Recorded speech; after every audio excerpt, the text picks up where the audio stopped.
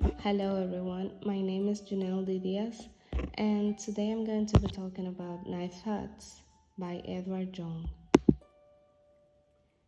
In the preface of Night Thoughts, Young states that the occasion of the poem was real.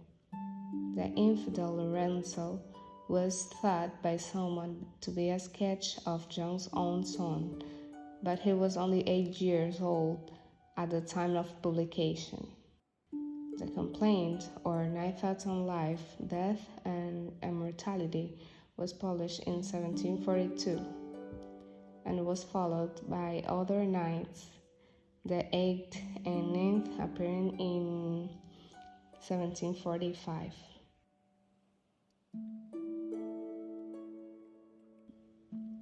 In 1753, his Tragedy of the Brothers, written many years before, but suppressed because he was about to enter the church, was produced at Drury Lane. Night Thoughts had made him famous, but he lived in almost uninterrupted retirement. He was made clerk of the closet to the Princess Dowager Augusta of Saxe-Gotha in 1761,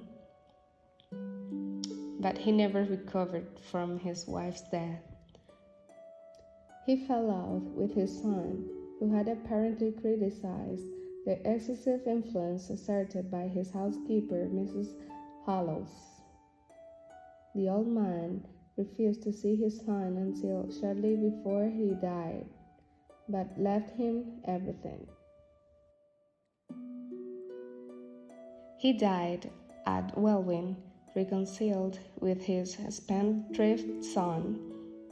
He expired a little before 11 of the clock at night of Good Friday last, the 5th instant, and was decently buried yesterday about 6 in the afternoon. John's to Verge. Young is said to have been a brilliant talker, although Night Thoughts is long and disconnected.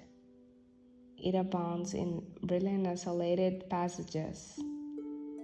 Its success was enormous.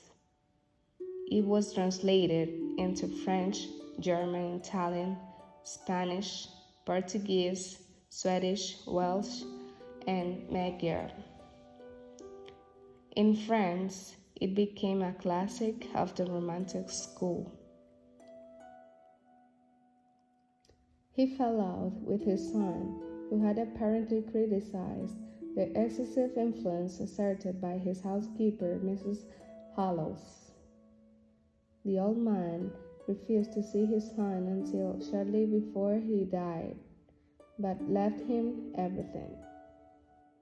Samuel Richardson, in a letter to bookseller Andrew Miller, discussed a new edition of Young's poem, Night Thoughts, 1750, which was already very popular, and which would become one of the most frequently printed poems of the 18th century.